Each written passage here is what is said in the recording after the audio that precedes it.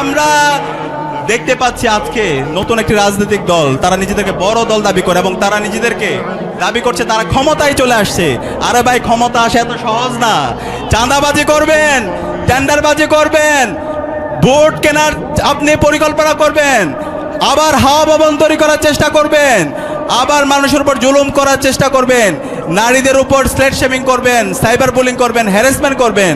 এই ধরনের যদি আপনাদের অ্যাক্টিভিটিস থাকে, সেই পুরাতন রাজনৈতিক কালচার আপনারা রেখে যান, তাহলে আপনাদেরকে এই জনগণ লাল কার্ড দেখাবে।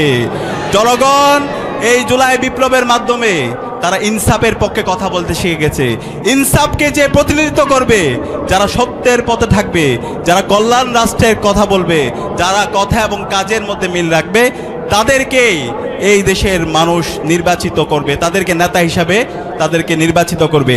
এবং সে জায়গায় অধ্যাপক মিয়া গোলাম পরোয়ার এবং আজকে খুলনা আসনের বিভিন্ন পর্যায়ে যারা বাংলাদেশ জামাত ইসলামের প্রার্থীরা আছে, তারা তাদের কথা এবং কাজের মাধ্যমে তাদেরকে প্রমাণ করেছে কিভাবে একটা কল্যাণ রাষ্ট্র প্রতিষ্ঠা করতে হয়, কিভাবে সকল মানুষের অধিকার নিশ্চিত করতে হয়, কিভাবে ন্যায্যতা ইনশিওর করতে হয়, কিভাবে ছাত্রদের অধিকার নিশ্চিত করতে হয়।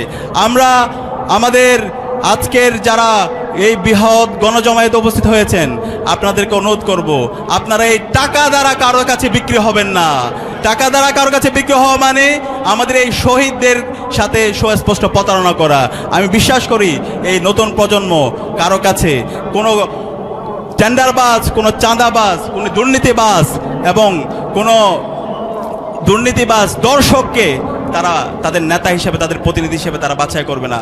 বরং যারা ইনসাফের পক্ষে কথা বলে, যারা সত্যের পক্ষে কথা বলে, যারা সকল মানুষের অধিকার নিশ্চিত করার জন্য কথা বলে, যারা শ্রমিকের অধিকার নিশ্চিতের জন্য কথা বলে এবং যারা